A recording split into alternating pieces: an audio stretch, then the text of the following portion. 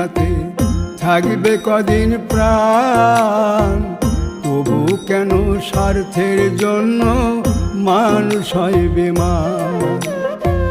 যারে তুমি ভাবো আপন, তার তো নাই তোমায় প্রয়োজন। তোমার বুকে রাইখা মাতা খুঁড়তাছে কবর রে, খুঁড়তাছে কবর।